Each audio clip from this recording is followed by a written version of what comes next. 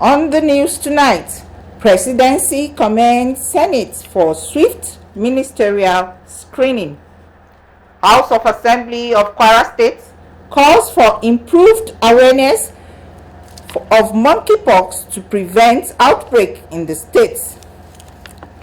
Experts brainstorm on need to ensure conducive environments for workers at all levels, plus updates from the world of entertainment and sports. This is the Nigerian Television Authority NTA Ilorin News Tonight. Good evening and welcome. I am Bisola Babalola, and here is the news in details. The presidency has commended the Senate leadership for its swift and professional handling of the recent ministerial screening process. In a statement on Thursday by Special Advisor to the President on Senate Matters, Senator Bashir Lado, the presidency also lauded Senate President Godswill Akpabio and his colleagues for their diligence. The Senate's prompt confirmation of 7 ministerial nominees was screened as a key step towards advancing President Bola Ahmed Tinubu's goal for the country. The presidency noted that the efficiency displayed by the Senate in confirming the nominees reflects a commitment to ensuring President Tinubu's vision is realized. To prevent the spread of monkeypox into Kwara State, the Ministry of Health and other sister agencies must step up sensitization and awareness campaign on the inherent dangers of contracting monkeypox virus and how to avoid it. This forms part of resolution reached by the House of Assembly of Kwara State on a motion on the need for awareness and sensitization to prevent the outbreak of monkeypox in Kwara State, as moved by Honorable Ariola Fatima Lawal. Abdulhafiz Alaya reports. Monkeypox is a viral infection which can spread among people, mainly through close contact or from the environment and surface being touched by a carrier of the virus. As of October, more than 1,200 suspected cases of monkeypox have emerged in Nigeria, with a spread across many states. Worried by the dangers of the disease, which mostly affect children, Honorable Fatima Lawal solicited urgent arrest of its spread in Kwara State to safeguard the well-being of the people. Though the state government has continued to boost the health sector with necessary infrastructures and human resources, prevention is better and cheaper than cure. This was why the lawmakers are calling on the state government to direct Ministry of Health and other relevant agencies to collaborate in raising awareness on causes and prevention of mpox. Urge the Executive Governor, Malam Abraman Abrazak, to direct the Ministry of Health and Information and Communication, as well as other sisters agencies, to ensure proper sensitization and awareness for the people of Kwara on the inherent danger in contracting monkeypox virus. Recognizing the symptoms of monkeypox is also critical in preventing its spread. Many people may be unaware of its signs, which may be similar to the symptoms of other illnesses. For a need for provision of isolation centers in our health facilities, we train personnel to handle suspected cases of this disease. Like I said earlier, we have not witnessed any in Kwara State. Mr. Speaker, esteemed colleagues, to prevent the spread of monkeypox, it is essential to practice good hygiene and avoid those contact with infected individuals and animals. I wish to commend His Excellency Madam Abdulrazak for his role in disease prevention and outbreak response in the state. In view of this, I urge this Honorable House to consider the prayer suggested by the Prime Minister of this person. All of individuals are groups to guard against contacting the monkeypox virus, and once it is contacted, they should not hesitate to visit the nearest health center for adequate treatment to avoid the spread and death as case may be. Those in favor of this resolution say aye. Aye. Against it, the ayes have it. All hands are expected to be on deck in ensuring adequate surveillance to tame the spread of the deadly mpox virus. Abdulhafiz Alaya, NTA News. The need to address issues relating to human resource management, thereby making the environment conducive for workers at all levels, has been brought to the fore. This was at the 3rd Annual Conference of Chartered Institutes of Personnel Management (CIPM) Kwara State Branch, held at Michael Imodu Institute of Labor Studies, Ilorin. Aisha Abubakar Yahaya has the reports. The Chartered Institute of Personnel Management (CIPM) was established by Decree No. 58 of 1992 with the aim to promote and develop the science and practice of personnel management in all ramifications, thereby fostering and maintaining good working relationship among workers in various organizations. The Chartered Institute of Personnel Management of Nigeria pledge that I shall at all times carry out my duties and responsibilities. So help me God. The 3rd Annual Conference organized by the Kwara State Branch is therefore to, among other things, chart a way forward on how workplace and business environments can be conducive for workers, especially with the current socio-economic challenges facing the country. With the theme, Human Resource Management, Building Resilience and Agility, it is aimed at addressing challenges faced in workplaces, especially as it affects the well-being of workers. We must sustain organizational resilience through vision and purpose that we require transparency, that we encourage inputs that are related to the visions and purpose of the organization through feedback. Customers' needs are always changing, and therefore human resource must be able to respond in faster ways. Reforms are inevitable, and President Bola Ahmed Tinubu has shown the capacity, to bring about reforms, even with all the challenges that go with them. But these reforms can only be sustainable if we carry human resource, human beings along. And it's quite commendable that CIPM is looking at the challenges facing human resources, in a dynamic world that we're in today. Various human resource experts present believed that the theme is apt and timely, considering the increasing rate of which companies are shutting down production in Nigeria due to high operating costs. They stressed the need to give the required encouragement to workers who go the extra miles to get work done, noting how good human resource can enhance productivity.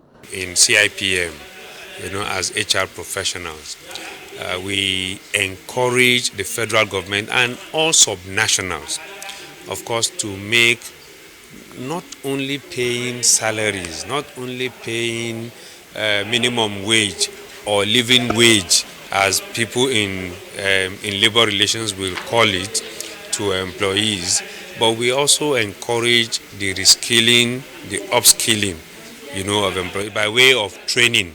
What skilling and upskilling of employees does is that it equips them, with the resources to be able to foray.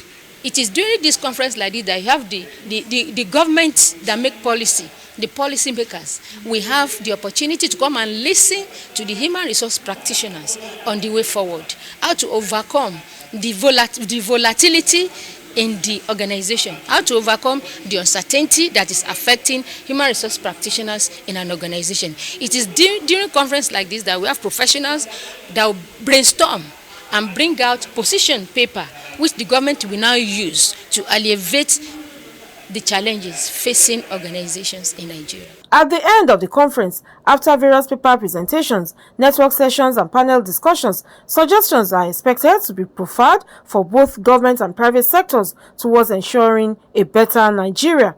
Aisha Abubakar Yahaya, NTA News.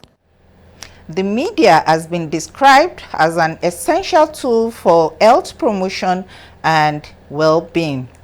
This is coming on the sidelines of the 3rd National Health Promotion Conference in Abuja, where a panel of journalists emphasized the need to leverage on the pen profession to disseminate relevant and accurate health information through effective collaboration with public health experts. Everybody knows that nobody spreads information as much as the media. And so if health is wealth, then we can say that the role of media in health actually can bring wealth to us all. These chronic diseases, diabetes, hypertension and all that, they are preventable. And so since the best and the cheapest option we have is prevention, the media has such a critical role to play in empowering people to prevent. There's nowhere to go but the media in giving credible information, in creating awareness, and also in education on public health. When you choose to report health, it's different. Health is not the one that will ask you about brown envelope. It is not about brown envelope. It's bigger. It's saving lives. But suffice to say, the media is a key stakeholder and a partner to the medical health experts and government in preventing diseases. And 10 persons died while 7 were injured in a building collapse in Ibadan, the Oyo State capital, this Thursday morning. A statement from the Oyo State Fire Services Agency disclosed that the incidents happened at 2 a.m. at Jegede Olunloyo area, Ibadan, in Onara local government area of the state. The statements added that while 10 persons were recovered from the debris, 7 persons were rescued alive. A visit to the location shows that rescue efforts have been concluded and the lives lost have been given mass burial. The building collapse happened few weeks after another building collapsed in Lagos State. And you're still watching the Nigerian Television Authority NTA Ilorin News Tonight. Let's go on a short break. We'll be back. Yesterday I got a call from Glo. I won a 3-bedroom bungalow. Yes, guys! Guess what? I won a car. I won a generator by participating in the Festival of Joy promo by Glo. Hey, don't do this one for me. To make it set to me with sewing machine. I won generator last year. This year I won for It's a celebration like no other, with prizes like no other. 20 new houses to be won, 24 brand new cars, 200 sewing machines, 100 generators, 1,000 rechargeable fans. Glow Festival of Joy promo. Dial *611# now.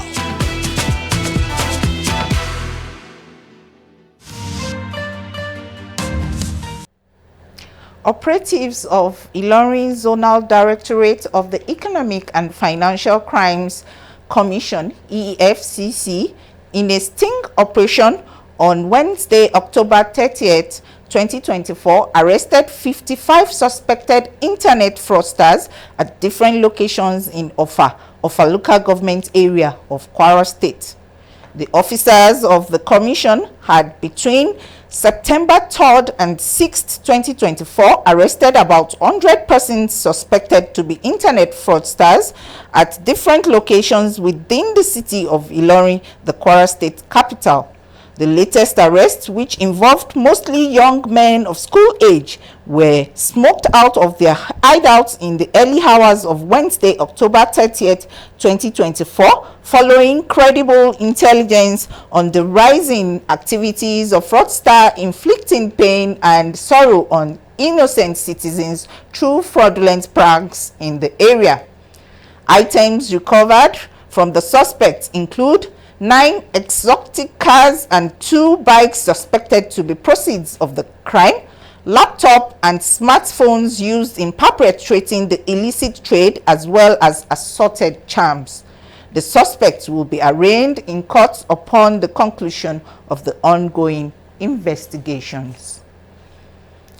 The Kwara State Commander of Federal Road Safety Corps, FRSC, Muftau Irekeola, has warned members of the public against obstructing officers of the court from performing their official duties, saying such acts would not go unchallenged in the courts of law.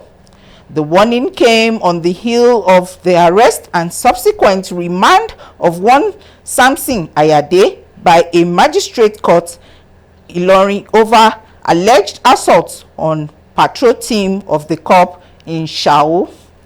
Samson, who was later admitted to a bail of 100,000 naira with one surety in the like sum of 100,000 naira after spending a week in Madala Correctional Yard, is facing 6-count charge including criminal assault and incitement.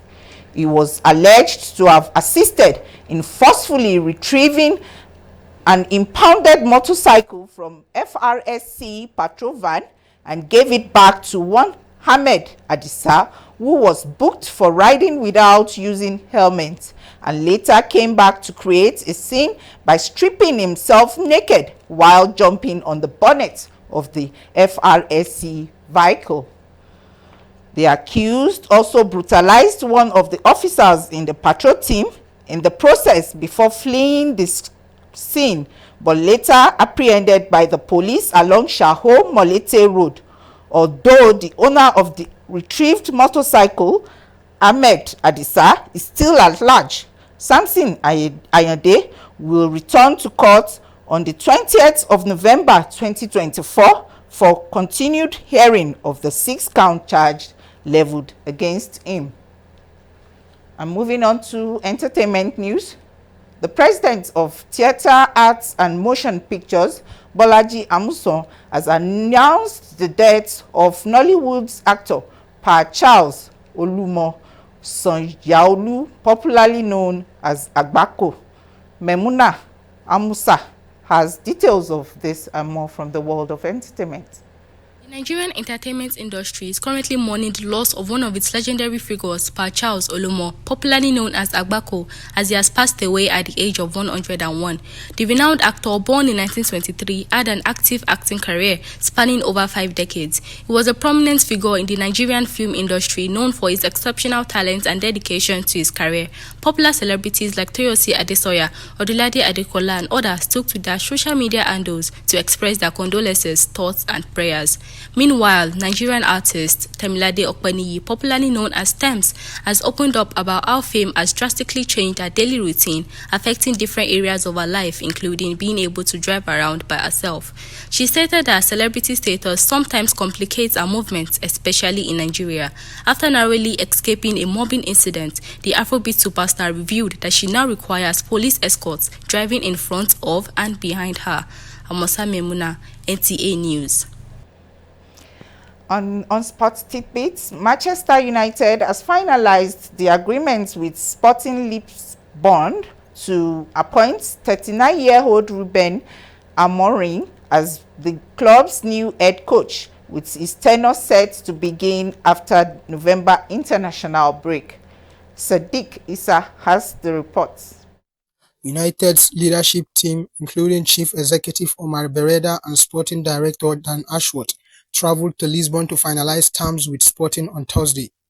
Amorim's release comes with a few conditions. He will remain at Sporting to oversee 3 crucial matches, including a high-stakes game against Manchester City before moving to Old Trafford.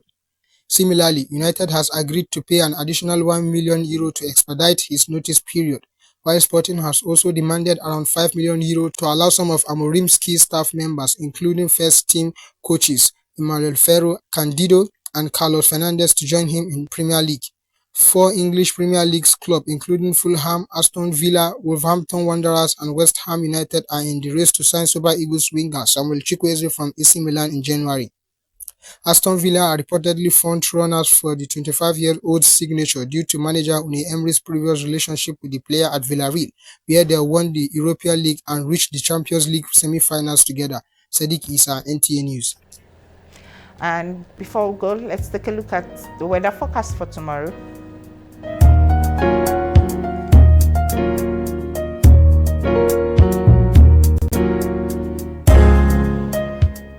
And that's all we can take on the news tonight. Thank you for watching. Good night.